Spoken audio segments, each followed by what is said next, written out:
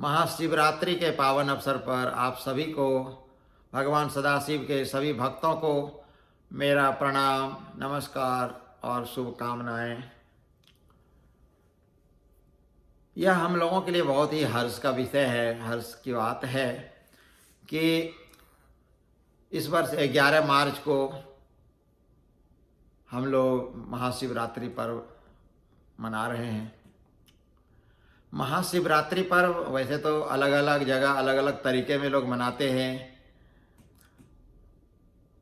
कहीं पर शिवलिंग की पूजा करते हैं, कहीं पर लोग उनकी देनों को याद कर उनके याद में नाच गान, अच्छा खाना पीना वगैरह करते हैं। तो कुल मिलाकर महाशिवरात्रि भगवान सदाशिव की याद में लोग करते हैं। भगवान सदाशिव ऐसे महापुरुष हैं जिन्होंने मनुष्य को सही रास्ते पर चलने के लिए प्रेरित किया। वह पहले आदि महापुरुष है जिन्होंने मनुष्य को एक सही व्यवस्था, समाज का एक सही परिकल्पना किया और लोगों को उनके बारे में बताया। समाज में कैसे रहना है, कैसे एक दूसरे के साथ मिलकर आगे बढ़ना है, उसके लिए उन्होंने व्यवहारिक ज्ञान दिया। मनुष्य उस समय जब भगवान सदाशिव आए तो शादी विवाह इस तरह की कोई व्यवस्था नहीं थी, लोग जानते नहीं थे। इवन इसीलिए शिव जी के पिता का नाम सही से कह पाना मुश्किल है, क्योंकि उनके पहले शादी की व्यवस्था नहीं थी। तो उनके पिता का भी हम लोग प्रमाणिक तौर पर किन्हीं का नाम नहीं बता सकते कि वो उनके पुत्र थे। तो भगवान शिव को इसलिए हम सदा आदि पिता भी बोलते हैं, वह पहला पिता थे। तो आज जो महाशिवरात्रि है, इस महाशिवरात्रि के पीछे भी उनकी शादी का ही एक कारण होता है कि वह शादी किए थे। और इसीलिए आज के बाद ही, आज जो 11 मार्च जब महाशिवरात्रि मना लेते हैं, इसके बाद जो भारत में वैवाहिक मुहूर्त वगैरह निकाला जाता है, वो महाशिवरात्रि के बाद ही ज़्यादातर निकाला जाता है। तो यह जो भगवान सदाशिव का जो समाज के प्रति बहुत बड़ी देन है, विवाह पद्धति उन्होंने इंट्रोड्यूस किया। मेडिसिन के क्षेत्र में, दवा के क्षेत्र में उन्होंने लोगों को जड़ी बूटी के माध्यम से सही होने का तरीका बताया। इसीलिए उनको वैद्यनाथ भी बोलते हैं। वैद्य मतलब एक डॉक्टर, आयुर्वेदिक डॉक्टर, जड़ी बूटियों वाला डॉक्टर, चिकित्सक। तो वह पहला महापुरुष थे जिन्होंने लोगों को इसका ज्ञान दिया, कैसे अपने शरीर को सही करना है, मन को सही करना है। तो उन्होंने ही सबसे पहले लोगों को तंत्र साधना भी बताया। सिर्फ मन और शरीर से ही हम लोगों का काम नहीं चलता है, हमारे अंदर आध्यात्मिक भी विचारधाराएं आती है, हम उसका पहचान नहीं कर पाते हैं, हम उसको इग्नोर कर देते हैं। तो उन्होंने लोगों को इंस्पायर किया, प्रेरणा दिया कि तुम्हें साधना के मार्ग पर भी चलनी चाहिए। उन्होंने पहले अपने पुत्र और पुत्री, भैरव और भैरवी को साधना का मार्ग बताया, साधना का प्रोसेस बताया और उनको करवाया, अपने साथ बैठ करके करवाया। तो इस तरह से हम पाते हैं कि भगवान सदाशिव लोगों को बहुत चीज़ दिए, जो कि इतने हजार सालों के बाद भी, आज से 7,500 वर्ष पूर्व भगवान सदाशिव आए थे, उससे भी अधिक दिन हो गए। और अभी तक भगवान सदाशिव को लोग दिल में बैठा कर रखे हैं। और हमें पूरा विश्वास है कि मनुष्य जब तक रहेंगे इस धरती पर, भगवान सदाशिव को कभी नहीं भूल सकते।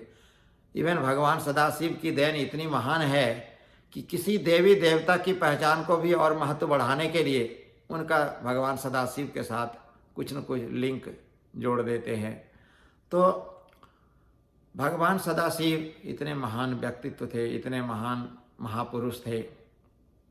उन्होंने जो भी कुछ दिया वह हजारों हजार वर्ष तक लोगों के लिए प्रेरणा का स्रोत रहा है। तो हम इस महाशिवरात्रि के अवसर पर सभी हमारे भाई बहनों से अनुरोध करेंगे कि उनके कहे हुए का सही अर्थ निकालकर उनके सही मार्ग पर चलें।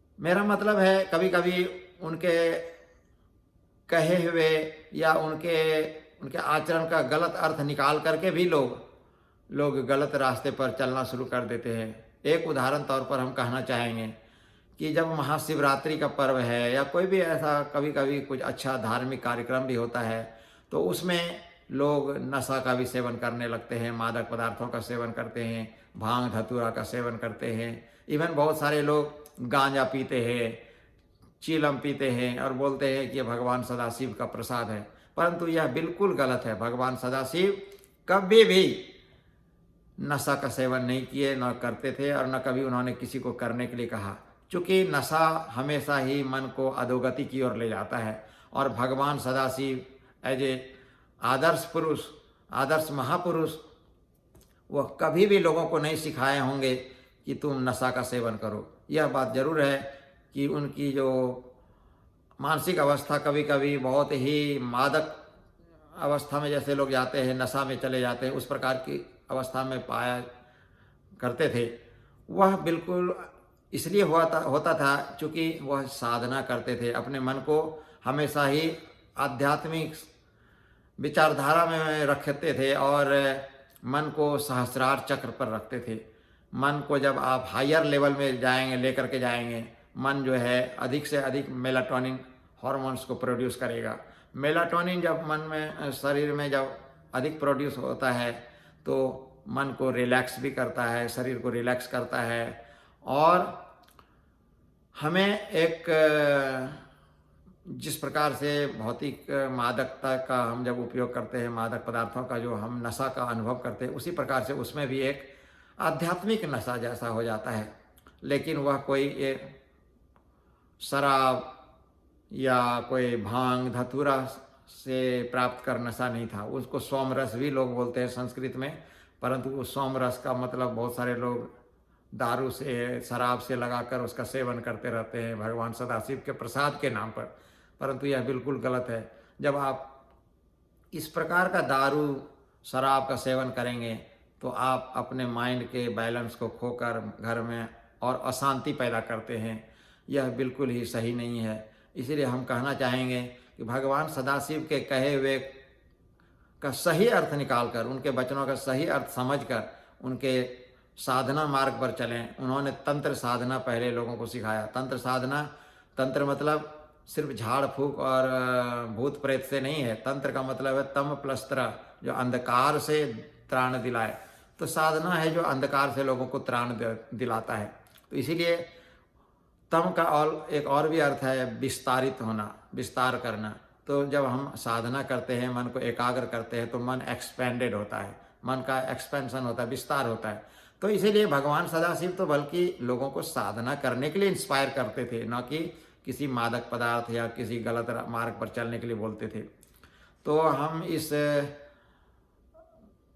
महाशिवरात्रि के पावन अवसर पर हम आप सभी से यही अनुरोध करेंगे कि जो भी किसी कारणवश, नासमझ के कारण या गलत व्याख्या के कारण जो इस चीज़ को पालन कर रहे थे या कर रहे हैं, मादक पदार्थों का सेवन कर रहे हैं, हम उनसे अनुरोध करेंगे उस मादक पदार्थ का प्रयोग न कर आप अपने समय को अच्छे भोजन में, अच्छे कीर्तन में, समाज के अच्छे कार्यों में लगाएं और साधना में लगाएं और साधना के द्वारा उस सोम रस का आनंद लें, अनुभव करें और मन को, अपने मन को सहस्रार तक पहुंचाने का कोशिश करें। तो यह जो भगवान सदाशिव की देन है, उनका जब हम सही उपयोग करेंगे, उनका पालन करेंगे, तो भगवान सदाशिव भी खुश होंगे, उन्हें भी खुशी होगी और एक अच्छा समाज का निर्माण होगा। हम सभी का एक कर्तव्य बनता है कि हम एक दूसरे को प्रेम व्यवहार से आगे बढ़ने में मदद करें, एक दूसरे का साथ दें, हाथ में हाथ मिलाकर लोगों को आगे बढ़ने के लिए हम प्रेरणा दें, प्रेरित करें। तो इस तरह से जो हमारे समाज में जो भी पीछे भी छूट गए हैं, उन्हें भी आगे बढ़ने का एक साहस मिलेगा, उन्हें भी एक प्रेरणा मिलेगी और हम लोगों के साथ उनका भी कल्याण होगा। सिर्फ अपना कल्याण ही सब कुछ नहीं हो जाता है, हमारे साथ समाज का भी कल्याण होना चाहिए। इसीलिए भगवान सदाशिव भी हम लोगों को इसी की बात बोलते थे, आत्म मोक्षार्थम जगत हिताय च। उन्होंने ही लोगों को इस चीज़ की शिक्षा दी थी। हम लोग आनंद मार्ग में भी आज उसी को ही लेकर के चल रहे हैं, लोगों को बता रहे हैं कि हम मनुष्य का लक्ष्य होना चाहिए आत्म मोक्षार्थम, व्यक्तिगत रूप से हमें मोक्ष की प्राप्ति करनी है, और समाज में जब हम रह रहे हैं तो समाज का भी कल्याण करना मेरा दायित्व होता है। तो इसीलिए हम इसी बात को कह करके हम अपने आज के वक्तव्य को विराम देना चाहेंगे कि आप सब महाशिवरात्रि के पावन अवसर पर खूब अच्छे रंग से खाएं पिएं और अच्छे तरीके से आप आध्यात्मिक क्षेत्र में भी आगे बढ़ें, साधना करें, पूजा करें और अपने स्वास्थ्य को सही रखें। इसी के साथ सभी को मेरा नमस्कार।